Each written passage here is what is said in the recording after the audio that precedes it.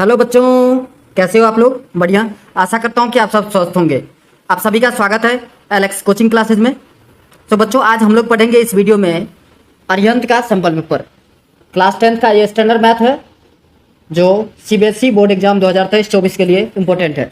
तो चलिए वीडियो को स्टार्ट करते हैं। अगर आप नए व्यूअर हो तो चैनल को लाइक और सब्सक्राइब जरूर कर लीजिएगा। बेल आइकन को प्रेस कर दीजिएगा सो दैट कि आपको नए वीडियो का नोटिफिकेशन मिलता रहे। पहला क्वेश्चन आपको स्क्रीन पर दिख रहा होगा। वो क्वेश्चन है, स्टार्टिंग का पहला क्वेश्चन कि the sum of 3 non zero prime number is 100। ठीक है, 3 नॉन जीरो प्राइम नंबर है जिसका सम कितना दिया है 100। One of them exceed the other by 36। एक जो है दूसरे से 36 ज़्यादा है, तो आपको लार्जेस्ट नंबर फाइंड आउट करना है। तो बच्चों देखो, अगर 3 प्राइम नंबर का सम इवन आ रहा है, इसका मतलब ये कि उसमें से एक नंबर इवन होना चाहिए। तो इवन प्राइम नंबर क्या है? 2 है। आप सबको पता होगा 2 ही सिर्फ है जो इवन भी है और प्राइम भी है। इसके अलावा जितने भी इवन नंबर है वो सारे कंपोजिट है। क्लियर? इसका मतलब ये कि नंबर जो है हमारा वो 3 नंबर का सम था, तो एक को हम एक्स मान लेते हैं, तो हो जाएगा एक्स प्लस दूसरा बोला था 36 ज़्यादा है तो एक्स प्लस का 36, और एक इवन नंबर जो प्राइम है दैट इज 2। इस तीनों का सम कितना होना चाहिए? आप कहोगे सर 100। अब देखिए 2x प्लस का 38 is equals to 100। So 2x is equals to 100 minus का 38। अब आप माइनस कर लोगे तो माइनस करने के बाद आएगा 10 माइनस 82, 9 माइनस 3 62। 2 से इसको कट कर दो तो 31 आया। क्लियर? अब देखिए 31 में अगर 36 ऐड कर दे, सबसे बड़ा नंबर क्या होगा? ये x प्लस 36 वाला। तो 31 प्लस 36 करोगे आप तो 67 आएगा, जो आपके ऑप्शन सी में अवेलेबल है। यही आपका करेक्ट चॉइस है। चलिए next question number 2। Next question है आपका क्वेश्चन नंबर 2। करा in the given figure AD is the bisector of angle A if BD equals to 4 centimetre, DC 3 centimetre and AB 6 centimetre, then find the value of AC। So बच्चों, एक theorem यहाँ पर लगेगा जिसको हम कहते हैं एंगल बाइसेक्टर थ्योरम। ये क्या होता है पहले समझ लेते हैं, फिर ये कॉन्सेप्ट आपको समझ में आएगा। सपोज कीजिए ये है आपका ट्रायंगल A, ये B और ये C, और यहाँ पे D मान लेते हैं, और ये AD जो है वो एंगल A को बाइसेक्ट कर रहा है। तो ऐसे केस में क्या होता है कि ये जो साइड आप देख रहे हैं AB अपोजिट साइड, जहाँ पे जिस एंगल को बाइसेक्ट कर रहा है उसका अपोजिट साइड AB अपॉन में AC जो है वो इक्वल होता है जिस थर्ड साइड ऊपर ये लाइन परपेंडिकुलर है, मतलब BD अपॉन में DC के। ठीक है, ये कौन सा थ्योरम है? इसको बोलते हैं एंगल बाइसेक्टर थ्योरम। अब इसी पर यहाँ पर आप वैल्यू पुट कर दीजिए, तो 6 अपॉन में AC जो है वो इक्वल हो जाएगा BD मतलब 4 अपॉन में 3 के। क्रॉस मल्टीप्लाई कर देना है आपको। सो 6 3 जा कितना हो जाएगा बच्चों? 18। सो 18 इज इक्वल्स टू 4AC। समझ में आ रहा है? सो AC का वैल्यू आएगा आपका 18 अपॉन में 4, जिसको डिवाइड कर दोगे आप तो 4.5 आएगा, जो ऑप्शन बी में अवेलेबल है। क्लियर? Next question 3rd। करें the sum of the first 7 term of AP whose sequence are 27 30 33 and dot dot dot. बहुत आसान। सबसे पहले आपको A का वैल्यू पता चल गया। A कितना है? आप कहोगे सर 27। D का वैल्यू कॉमन डिफरेंस 30 माइनस 27 करते हो तो 3 हो जाएगा। हमें निकालना क्या है? फर्स्ट 7 टर्म का सम। सो S7 इज इक्वल्स टू होगा बच्चों 7 अपॉन में 2, 2A मीन्स 2 इंटू 27 प्लस का 6D, सो 6 इंटू 3। सो 7 अपॉन में 2 इंटू 27 2 जा 54 और प्लस का 6 3 जा 18। सो 72 अपॉन में 7 इंटू 54 और 18 को आप प्लस करोगे तो ये आएगा 72। क्लियर? 2 से 36 बार में।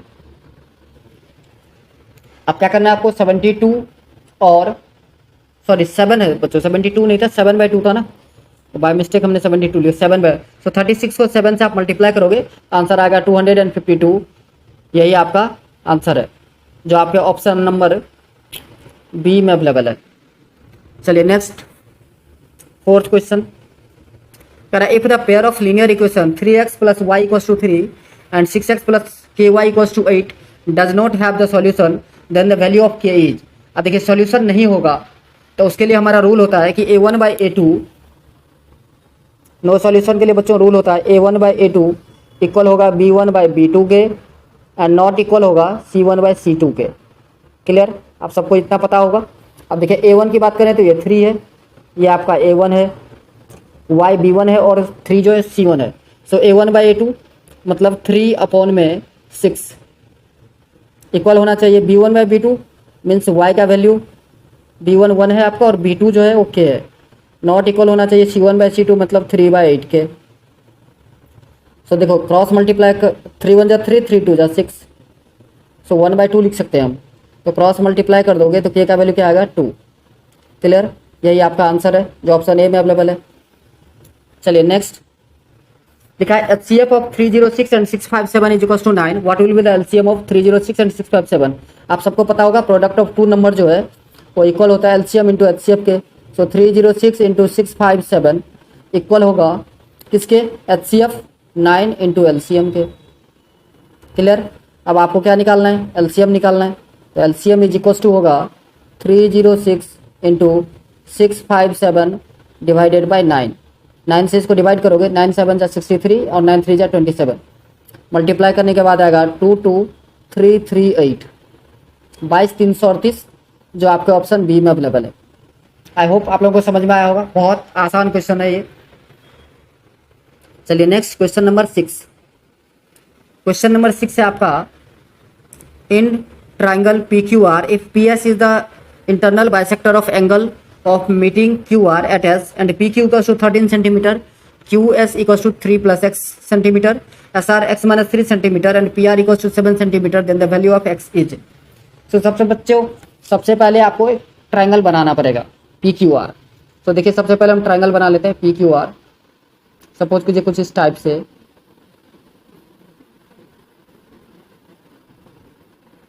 अब इसमें P से हमें एक पॉइंट खींचना है PS, नेमिंग कर लेते हैं सबसे पहले, लेट इट बी PQR। ठीक है, यहाँ से एक लाइन खींचिए कुछ इस टाइप से, लेट इट बी S। अब क्या क्या दे दिया था, तो हमें जो वैल्यू दिया उसको हम पुट कर लेते हैं। PQ जो है बच्चों वो 13 है, ये हमारा 13 हो गया।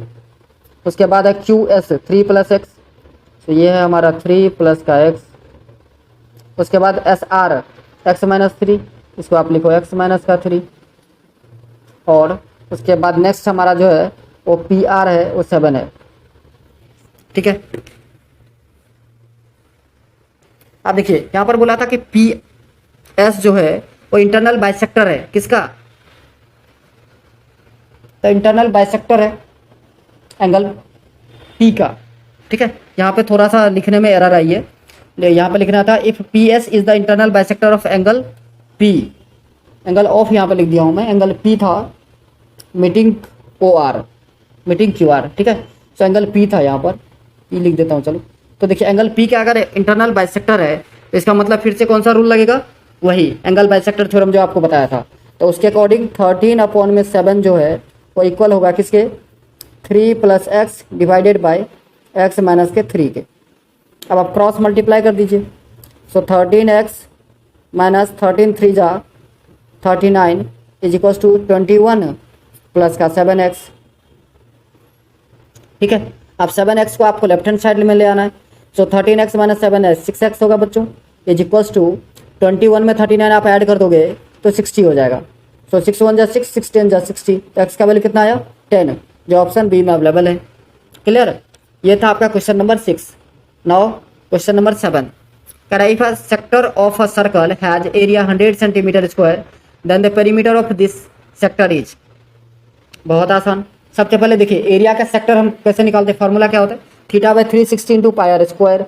सो θ/360 इंटू पाई आर स्क्वायर ये इक्वल है किसके, 100 के। कोई दिक्कत, कोई कन्फ्यूजन यहाँ तक, आई थिंक कोई कन्फ्यूजन नहीं रही होगी आप लोगों को, इतना तो पता चल गया। अब देखिए थीटा बाय अगर 360 का मैं वैल्यू निकालना चाहूँ यहाँ से, तो θ/360 इज इक्वल्स टू हो जाएगा बच्चों 100 अपॉन में पाई आर स्क्वायर।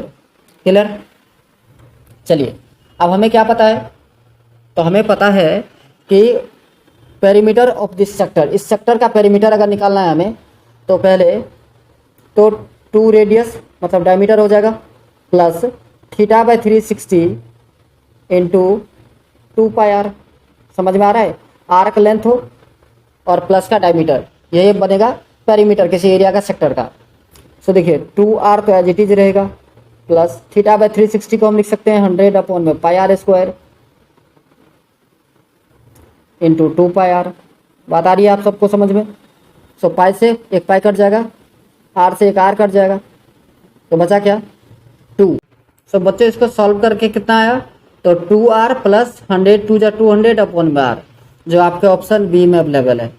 क्लियर? आसान कंसेप्ट था। चलिए next question number 8।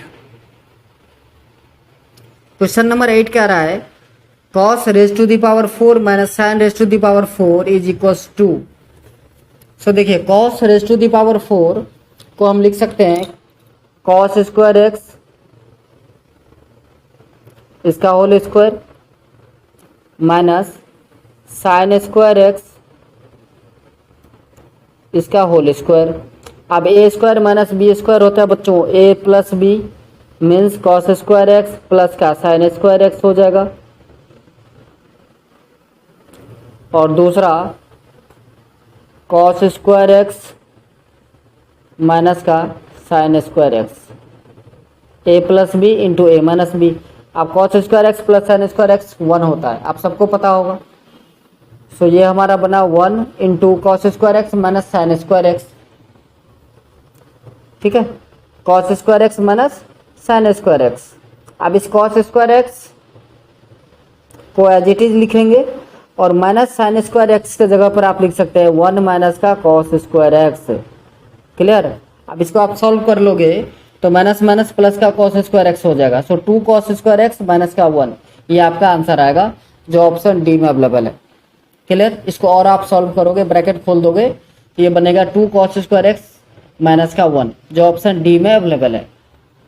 Next question number 9 कह रहा है given that sine x equals to 1/2 and cos y. यहाँ पर बच्चों एक्चुअली साइन अल्फा था, तो मैं जो क्वेश्चन टाइप कर रहा था वहाँ पर अल्फा कोई सिंबल नहीं दिखा मुझे, इसलिए मैंने एक्स और वाई ले लिया है। So sine x equals to 1/2, sine x is equals to 1/2, तो ये साइन 30 का वैल्यू होता है, आप सबको पता होगा। तो एक्स का वैल्यू कितना आया 30 degree. Similarly cos y equals to 1/2 means cos 60 का वैल्यू होता है 1/2, तो y का वैल्यू कितना हो गया 60 डिग्री। x प्लस वाई पूछ रहा है तो 60 प्लस 30 90 डिग्री हो जाएगा। ये था आपका 9th question. Then question number 10 कह रहा है the non zero value of k for which the quadratic equation 3x² minus kx plus k equals to 0 has equal root. अब इक्वल रूट के लिए बच्चों d का वैल्यू क्या होना चाहिए, इक्वल्स टू 0 होना चाहिए। d होता है हमारा b² माइनस का 4ac, फॉर्मूला होता है इक्वल्स टू 0। या b के वैल्यू देखें आप तो माइनस का k है, सो माइनस का k इसका whole square minus 4ac, so 4 into 3 into k is equals to 0। So k square minus का 12k इज इक्वल्स टू 0। अब यहाँ से आप चाहो तो k को कॉमन निकाल सकते हो, तो k माइनस का 12 इक्वल्स टू 0। क्लियर? अब देखिए यहाँ से k का वैल्यू कितना आएगा तो 12, जो ऑप्शन सी में अवेलेबल है। नेक्स्ट क्वेश्चन, क्वेश्चन नंबर 11 कह रहा है for what value of k minus 4 is a zero of the polynomial x² minus x minus 2k plus 2। अब देखिए माइनस 4 जो है इस पॉलिनोमियल का जीरो है, तो माइनस 4 पुट कर देंगे तो ये पूरा पॉलिनोमियल क्या होना चाहिए, जीरो होना चाहिए। सो माइनस 4 का स्क्वायर बच्चों 16 माइनस माइनस का 4, क्लियर, माइनस 2k और माइनस का 2 इक्वल्स टू 0। अब देखिए 16 प्लस का 4 माइनस का 2k और माइनस का 2 equals to 0। So 16 plus 4 20, 20 minus 2 तो 18, सो 18 इक्वल्स टू हो जाएगा बच्चों 2k। अब 2 1 जा 2, 2 9 जा 18 होता है, तो k का वैल्यू कितना आया 9, जो आपके ऑप्शन सी में अवेलेबल है।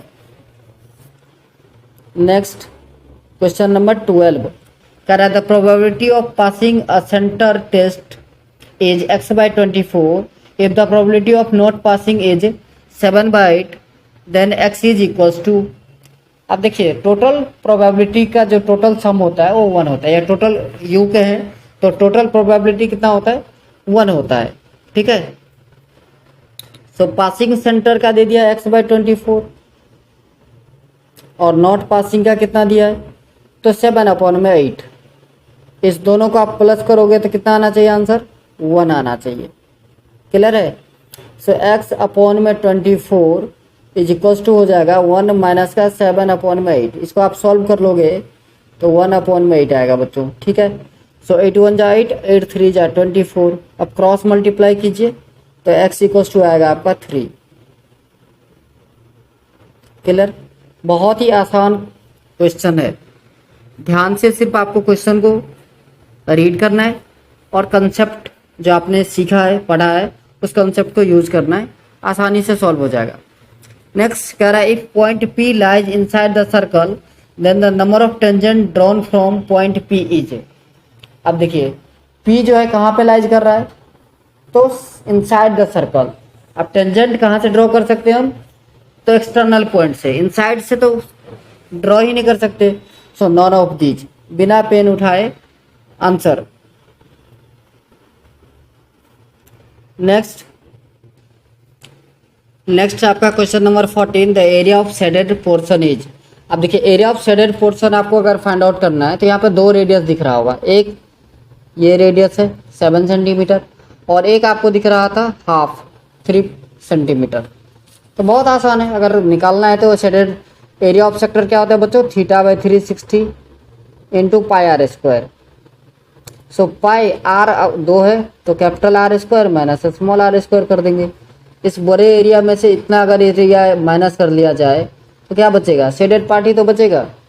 तो यही हम यूज करने वाले हैं। तो 30/360 इंटू पाई का वैल्यू 22/7, 7 का स्क्वायर माइनस 3 का स्क्वायर। सो 7 का स्क्वायर माइनस 3 का स्क्वायर। इसको 12 बार में आप कट कर सकते हो। सो फाइनली बचा क्या, 1/12 इंटू 22/7 और 7 का स्क्वायर 49 और 3 का स्क्वायर 9। सो 49 माइनस 9 40। क्लियर। 4 3 जा 12 और 4 10 जा। सो बच्चों आंसर आएगा 22 इंटू 10। ये हो गया आपका 220 डिवाइडेड बाई 21। अब 220 को आप 21 से अगर डिवाइड कर दोगे, कितने को, 220 को डिवाइड करना है किससे, 21 से, तो आपका आंसर जो है वो आएगा 9.625, जो ऑप्शन ए में अवेलेबल है। चलिए नेक्स्ट क्वेश्चन नंबर 15 कह रहा है if two solid hemisphere of same base radius r joined together along their base then curved surface area of this new solid is। अब देखिए दो जो हेमिस्फीयर है उसको एंड टू एंड अगर जोड़ दिया जाए, ठीक है, तो एक का कितना होता है curve surface area, 2πr²। Curve surface area of hemisphere होता है 2πr²। दो को जोड़ रहे हो तो 2πr² प्लस 2πr², कितना, 4πr²। बिना कॉपी पेन के सॉल्व किया जा सकता है इस क्वेश्चन को। सिर्फ आपको फॉर्मूला याद हो तो आप सॉल्व कर सकते थे। क्वेश्चन नंबर 16 करा the mean and median of a distribution are 14 and 15 respectively then the value of mode is. अब देखिए एक फॉर्मूला होता है जो आप सबको पता होगा, अगर नहीं पता है तो लर्न कर लीजिए, लिख लीजिए कहीं पर। Mode is equals to 3 times median minus 2 times of mean, मतलब 2 मीन लिख सकते हैं आप। क्लियर। सो देखिए 3 इंटू मीडियन, तो हमारा मीडियन कितना है, 15 है। सो 3 इंटू 15 माइनस 2 इंटू 14, 15 3 जा 45 माइनस का 28, माइनस कर लोगे तो आंसर आएगा 17, जो ऑप्शन बी में अवेलेबल है। नेक्स्ट क्वेश्चन नंबर 17 कह रहा है in an equilateral triangle ABC G is the centroid, each side of the triangle is 6 centimeter, then the length of AG is। अब देखिए सबसे पहली बात कि सेंट्रॉइड G जो है सेंट्रॉइड है आपका, ठीक है। और दूसरी बात क्या है, तो इसको ट्राइंगल से आप समझ सकते हो आसानी से। एक ट्राइंगल में ड्रॉ कर लेता हूँ सबसे पहले। ठीक है। सेंट्रॉइड का मतलब क्या होता है ये समझिए पहले। सेंट्रॉइड का मतलब ये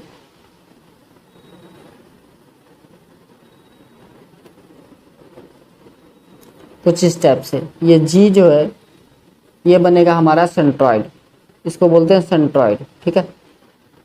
अब देखिए जी को थोड़ा सा और एक्सटेंड कर लिया जाए, इसको ऐसे बढ़ा दे परपेंडिकुलर, ए बी सी, जी यहाँ पे था, लेट इट बी डी, ठीक है। इतनी बात आप लोगों को समझ में आ रही है। अच्छा, अब यहाँ से ये जो AD है ये क्या करेगा, तो बाइसेक्ट कर देगा BC को। तो यहाँ से अगर आप AD का वैल्यू निकालोगे तो AD इज इक्वल टू होगा √3/2 इंटू साइड। साइड क्या है हमारा, तो साइड हमारा है 6, सो 2 1 जा 2, 2 3 जा 6, सो 3√3 ये हमारा आया किसका वैल्यू, AD का, ठीक है ना। अब AD को क्या लिख सकते हैं हम, AG प्लस का GD लिख सकते हैं, समझ में आ रहा है। AG प्लस का GD लिख सकते हैं। अब AG और GD जो है इक्विलेटरल ट्रायंगल में जो सेंट्रॉइड होता है ये 2 पार्ट होते हैं और ये 1 पार्ट होता है। मतलब रेशियो की बात करें तो 2:1 होता है। सो 2x प्लस x 3x हो जाएगा, तो 3x इज इक्वल टू कितना हो गया, तो आप कहोगे कि 3x इज इक्वल टू हो गया भैया 3√3। अब दोनों तरफ से 3 से 3 कैंसिल हो जाएगा, x का वैल्यू कितना है, √3। अब हमें क्या पूछा था, AG कितना है, 2 रेशियो है, मतलब 2√3 जो आपके ऑप्शन सी में अवेलेबल है। क्लियर। ये सारे प्रॉपर्टी जो मैंने आपको बताया ये आप गूगल कर सकते हो, आपके बुक में भी अवेलेबल है, ठीक है, इक्विलेटरल ट्रायंगल के बारे में। तो आप एक बार पढ़िए उसको, तो और अच्छे से कंसेप्ट क्लियर हो जाएगा। चलिए नेक्स्ट क्वेश्चन नंबर 18 करा, if the point C K,4 divide the joining of the points A 2 6 and. Next question है बच्चों क्वेश्चन नंबर 18 करा, if the point C K,4 divide the joining of points A 2,6 and B 5,1 in the ratio 1:3 then find the value of K। So बच्चों इसमें करना क्या है, section formula लगेगा। इसको अगर आप ड्राइंग करके देखना चाहो तो कुछ इस टाइप से ड्राइंग होगी आपकी। सपोज करो आप कि ये हमारा है पॉइंट A, ये पॉइंट B और बीच में एक पॉइंट आएगा C। A का कोऑर्डिनेट आपको दे दिया है 2,6 और B का कोऑर्डिनेट भी गिवन है 5,1। C का कोऑर्डिनेट आपको दिया है 4, K,4 सॉरी 4, K,4। सो K,4 ये कोऑर्डिनेट दिया है। रेशियो आपको दे दिया है 1:3। सो ये 1 है, ये 3 है। तो बच्चों यहाँ पर सेक्शन फार्मूला लगेगा। M1 जो है आपका वो सपोज कीजिए कि 1 है और M2 जो है वो आपका 3 है। क्लियर। सो C का कोऑर्डिनेट फाइंड आउट करने के लिए आप क्या करोगे, सेक्शन फार्मूला यूज करोगे, ठीक है। सो सेक्शन फार्मूला कुछ इस टाइप से होगा। पॉइंट C के लिए अगर आप निकाल रहे हैं तो C ऑफ x, y जो होगा बच्चों is equals to M1 x2 plus M2 x1 by M1 plus का M2। सिमिलरली y कोऑर्डिनेट के लिए M1 y2 plus M2 y1 divided by M1 plus का M2। क्लियर है। अब यहाँ पर M1 का वैल्यू जो है बच्चों 1 है, सो 1 इंटू x2, ध्यान से देखिए। सो यहीं पर मैं लिख देता हूँ 1 इंटू M1 1 है और x2 आपका 5 है, plus 3 into 2 divided by 1 plus का 3। सिमिलरली y कोऑर्डिनेट के लिए 1 इंटू y2 1 है बच्चों, plus 6 into 3 into 6 by 1 plus का 3। सो 5 1 जा 5 प्लस 6 11, तो 11 अपॉन में 4 आएगा और ये आपका 6 3 जा 18 और प्लस 1 19 अपॉन में 4। क्लियर। सो C का कोऑर्डिनेट आपको पता चल गया। अब यहाँ पे पुट कर दीजिए C का कोऑर्डिनेट। सो C का कोऑर्डिनेट आपको दे भी दिया था, क्या दिया था, तो C हमारा था K,4, यह आ रहा है हमारा 11/4 और दूसरा 19 अपॉन में 4। अब क्या करना है आपको, इस x कोऑर्डिनेट को x कोऑर्डिनेट के साथ कंपेयर कर देना है। क्लियर। सो K का वैल्यू कितना है बच्चों, तो आप कहोगे सर 11 अपॉन में 4, यही आंसर है। तो ऑप्शन कौन सा था, ऑप्शन पे चलते हैं हम। तो ऑप्शन हमारा जो है वो ये रहा सी 11/4। क्लियर। चलिए next question number 19। Question number 19 का आपका एजर्सन है point A 6,4, B -4, -6 and C 4,6 are such that A B equals to root 200, B C equals to root 208 and A C equals to root 8। अच्छा, ये 3 point दे दिया है, आप section formula लगाना है आपको। ठीक है, सॉरी सेक्शन नहीं, डिस्टेंस फार्मूला लगा करके ए बी बी सी और ए सी चेक कर लेना है। रीजन कह रहा है B C square equals to A B square plus A C square, then triangle A B C is a right angle triangle. अच्छा, अब ये राइट एंगल ट्राइंगल, तो देखिए सबसे पहले यहाँ पर ध्यान से देखें तो A B plus B C जो है वो ग्रेटर देन हो रहा है ए सी से, इसका मतलब है ट्राइंगल जो है ए बी सी बन सकता है। तो पहला तो ये करेक्शन है। ठीक है, पॉइंट अगर आपका निकाल के देखोगे तो 6 + 4 10 का स्क्वायर 100 और 4 + 6 10 का स्क्वायर 100 + 100 200, सो ए बी 200 ही आ रहा है। ऐसे ही आप बी सी सी कैलकुलेट करोगे तो ठीक ही है। अब रीजन की बात करें तो रीजन में देखिए क्या बोला है कि बी सी स्क्वायर जो है वो इक्वल है किसके, तो यहाँ पर बच्चों बी सी स्क्वायर मतलब रूट 208 का square is equal to root 200 का स्क्वायर प्लस रूट 8 का स्क्वायर। सो 208 स्क्वायर कर दोगे आप तो रूट हट जाएगा, तो 208 इक्वल्स टू आ रहा है 200 + 5। सो रीजन भी सही है बट सही एक्सप्लेनेशन नहीं है। बताइए, ये कोऑर्डिनेट है, ठीक है, कोऑर्डिनेट का क्वेश्चन है और रीजन जो है आपका वो पाइथागोरस थ्योरम पाइथागोरस है, तो करेक्ट एक्सप्लेनेशन नहीं है, तो इसलिए इसका आंसर क्या होगा बी, ऑप्शन बी जो है वो करेक्ट है। चलिए क्वेश्चन नंबर 20 कह रहा है कि एलसीएम आपको 182 दिया है, product of integer is 26 × 91 and HCF 13 दिया है। सो बच्चों ये बिल्कुल सही है। रीजन कह रहा है LCM into product of integer equals to HCF, ये गलत है। प्रोडक्ट ऑफ इंटीजर जो होता है वो एलसीएम इंटू एचसीएफ के इक्वल होता है, तो ये चीज़ रीजन जो इसमें गलत है। अगर रीजन गलत हो, ठीक है, और एजर्सन सही हो, तो इस केस में जो है वो होता है आपका ऑप्शन सी, तो 20 का हो जाएगा ऑप्शन सी। तो बच्चों ये था 1 मार्क क्वेश्चन सेक्शन ए। अब हम पढ़ने वाले हैं सेक्शन बी, जहां पर 2 मार्क के क्वेश्चन है। ये क्वेश्चन सारे जो आप देख रहे हो 2 मार्क्स क्वेश्चन है। सो देखिए क्वेश्चन नंबर 21 कह रहा है check whether the line x + y = 1 and 2x + y = x + 2 are either parallel और परपेंडिकुलर। सो पहला इक्वेशन आप लिखोगे x + y - 1 = 0, स्टैंडर्ड फॉर्म में आपको लिखना है, late it B equation first. दूसरा है बच्चों 2x + y - x - 2 = 0। सो 2x - x, तो बच्चों x हो जाएगा प्लस y माइनस का 2 = 0। ये है आपका इक्वेशन सेकेंड। यहाँ पर ध्यान से देखा जाए तो a1/a2 इक्वल्स टू बच्चों होगा 1/1, a1 a2 दोनों जो है 1/1 है। सिमिलरली b1/b2 y कोऑर्डिनेट दोनों में सेम है बच्चों, ये भी सेम ही है 1/1 इक्वल्स टू 1 लिख सकते हो आप। नाउ c1/c2 देखा जाए तो ये -1/में -2 या c1 में c2 की बात करें तो 1/2 आ रहा है। क्लियर। तो a1/a2 इक्वल है b1/b2 के बट नॉट इक्वल है c1/c2 के, तो ऐसे केस में जो है वो पैरेलल लाइन होता है, नो सॉल्यूशन। और लाइन किस टाइप का होगा तो पैरेलल लाइन होगा। क्लियर, आसान क्वेश्चन था, आई होप आप लोगों को समझ में आ गया होगा। चलिए नेक्स्ट क्वेश्चन नंबर 22 कह रहा है if 2 tangent inclined at an angle of 60 degree are drawn to a circle of radius 5 centimetre then find the length of each tangent. हमें टेंजेंट का लेंथ पता करना है, तो बहुत आसान है। सबसे पहले एक सर्कल की जरूरत पड़ेगी हमें। सो यहाँ से मैं एक सर्कल ले लेता हूँ, सपोज कीजिए ये रहा मेरा सर्कल। अब यहाँ से एक टेंजेंट ड्रॉ करना है एक पॉइंट से, लेट इट बी P। अब यहाँ से 2 टेंजेंट ड्रॉ कर देते हैं हम।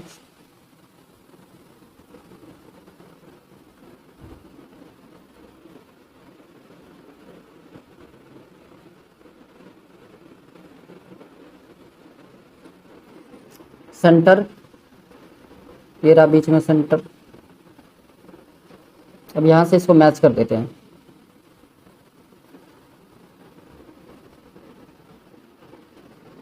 चलिए ये हमारा फिगर बनके तैयार हो गया। अब क्या कह रहा था कि रेडियस जो है वो 5 सेंटीमीटर है, तो बच्चों इसका नेमिंग कर लेते हैं। सबसे पहले सेंटर को हम ओ लेट कर लेते हैं, ये पॉइंट P, ये है आपका A और ये पॉइंट B। सो PA और PB 2 टेंजेंट है यहाँ पर, ठीक है। ये आपका 5 सेंटीमीटर, ये भी 5 सेंटीमीटर है, ठीक है। अब रेडियस जो होता है बच्चों पॉइंट ऑफ कॉन्टैक्ट पर परपेंडिकुलर होता है, तो ये परपेंडिकुलर हो गया। क्लियर है, यहाँ तक आई थिंक कोई दिक्कत नहीं हुई हो। यहाँ पर ये एंगल जो आपको दे दिया था कितना 60 डिग्री। अब यहाँ से हम क्या करेंगे, तो इसको एंगल को बाइसेक्ट कर देंगे, एंगल पी को बाइसेक्ट करने वाले हैं कुछ इस टाइप से। तो ये एंगल 30 हो जाएगा बच्चों, ठीक है। एंगल पी को हमने बाइसेक्ट कर दिया है तो कितना हो जाएगा 30 डिग्री। आप लिख सकते हो गिवन दैट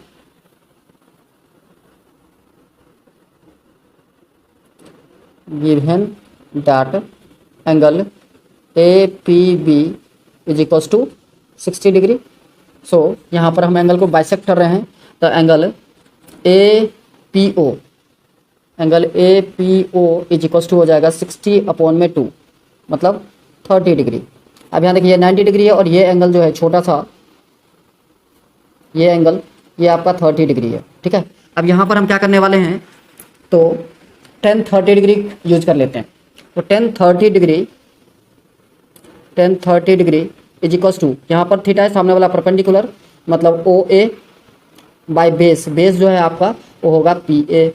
अब 10-30 का वैल्यू आप सबको पता होगा कितना होता है 10-30, तो कहोगे सर 1/√3 होता है, बिल्कुल सही। सो 1/√3 इक्वल्स टू ओ ए का वैल्यू दे दिया है 5 और पी ए का वैल्यू अपने को नहीं पता, क्रॉस मल्टीप्लाई कर देंगे तो पी ए इक्वल्स टू आएगा 5√3।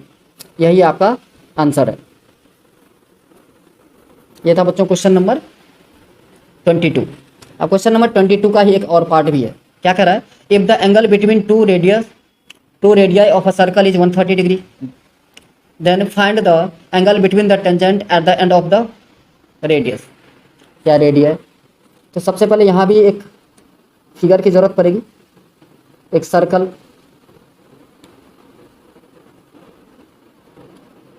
तो बच्चों ये रहा एक सर्कल, यहाँ पे दो टेंजेंट ड्रॉ करने की जरूरत है।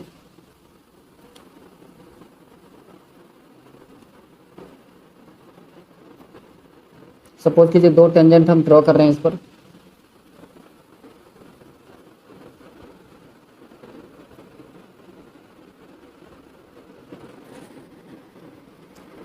ये रहा इसका centre, let it be P A and B.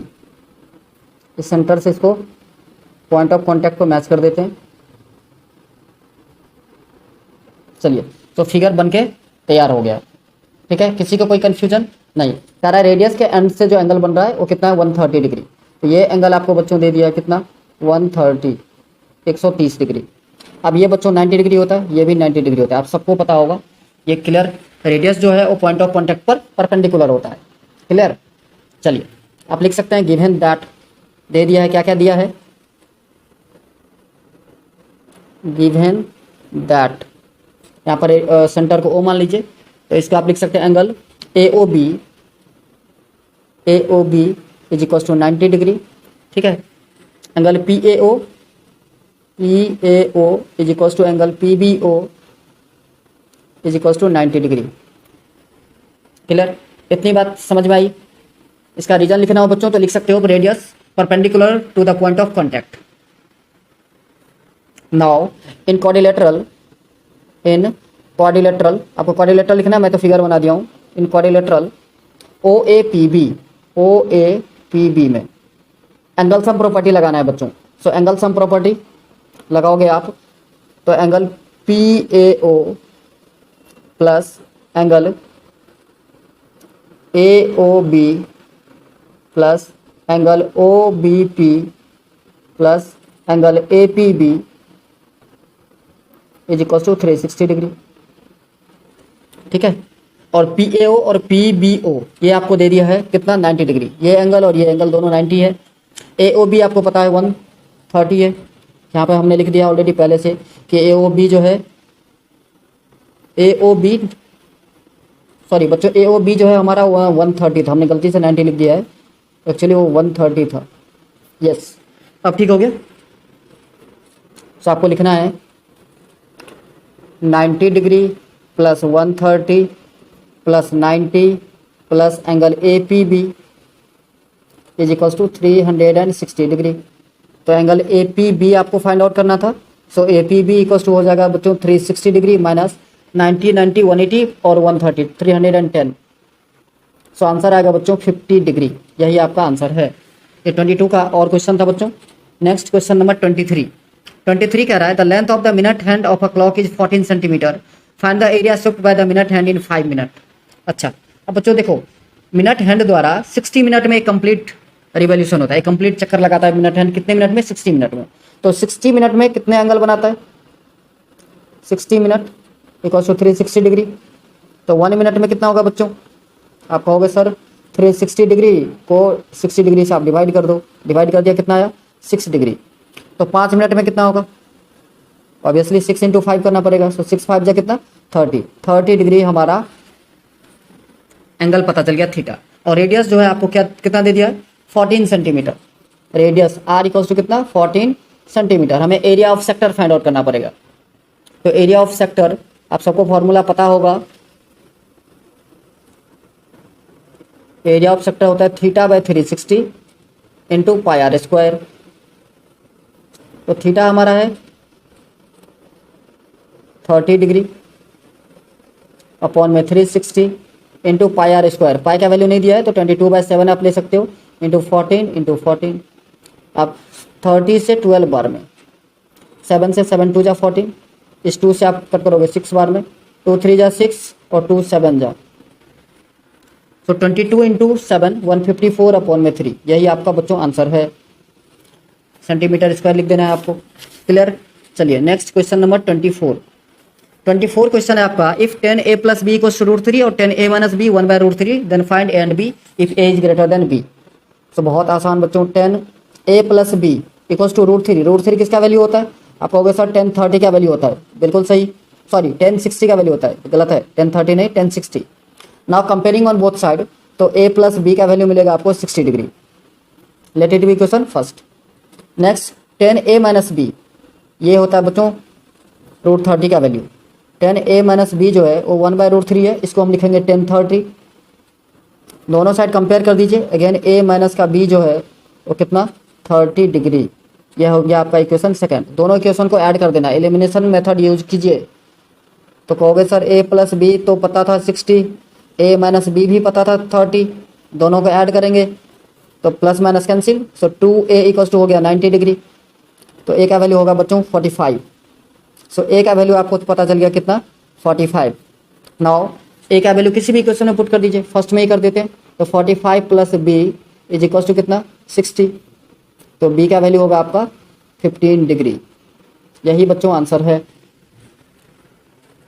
Next question, question number 23 का ही और पार्ट है, सॉरी 24 का और पार्ट है। क्या लिखा? Cosec a equals to √2। So cosec a equals to cosec √2 जो है बच्चों वो 45 का वैल्यू होता है। कितने का? 45 डिग्री का। सो a का वैल्यू आपको पता चल गया कितना? 45। अब हम यहाँ पर वैल्यू पुट कर देने, तो क्या लिखा है? 2 sine square a। So 2 into sine 45 मतलब 1/√2, सो 1/√2 इसका स्क्वायर हो जाएगा, प्लस 3 कॉट स्क्वायर है। 3 कॉट 45 का वैल्यू 1 होता है, सो 3 इंटू 1 का स्क्वायर। नीचे फ्रैक्शन में क्या है बच्चों? 4 10 स्क्वायर है, सो 4 इंटू 1 का स्क्वायर, माइनस कॉस स्क्वायर है। कॉस a का वैल्यू होता है बच्चों 1/√2, कॉस 45 का वैल्यू होता है 1/√2, सो इसका square. Clear? Okay, so next slide में चलते हैं। सो 2 इंटू 1/√2 का स्क्वायर 1/2 होगा बच्चों, इतनी बात क्लियर है। प्लस 3 इंटू 1 का स्क्वायर 3 ही होगा, प्लस का 3 डिवाइडेड बाय 4 इंटू 1 का स्क्वायर, सो 4 ही होगा, माइनस 1/√2 का स्क्वायर तो 1/2। यहाँ देखिए 2 से 2 कैंसिल, तो 3 + 1 हो गया बच्चों 4, और नीचे 4 2 जा 8 माइनस 1 7 अपॉन में 2, सो 4/1 इंटू 2/7, सो 4 2 जा 8 8/7, यही आपका आंसर है। कितना है आंसर? तो 8 अपॉन में 7। चलिए नेक्स्ट क्वेश्चन, क्वेश्चन नंबर है आपका 25। करा in the given figure line B D parallel C E if A B 1.5 centimetre, B C 6 centimetre and A D 2 centimetre, find D E. तो बच्चों सबसे पहले इसमें भी फिगर की जरूरत है, फिगर हमने बनाया नहीं है, जबकि फिगर दे दिया था कुछ इस टाइप से।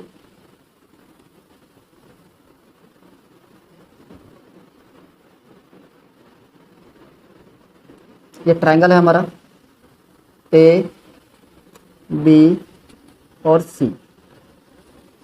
क्या बोला कि बी डी पैरेलल है सी ई के, बी डी पैरेलल सी ई। सब बच्चों कुछ इस टाइप से बनाना पड़ेगा। इसको बी मानिए, इसको डी, इसको सी मानिए और इसको ई। ठीक है, कुछ इस टाइप से नेमिंग है हमारा।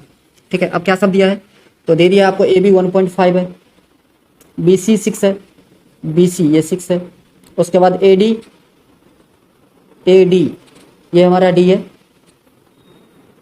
डी को थोड़ा ठीक कर दिया जाए, यस। ए डी जो है आपका 2 दे दिया है। यहाँ पर बच्चों बीपीटी लगाना है, बेसिक प्रोपोर्शनलिटी थ्योरम लगा दोगे आप।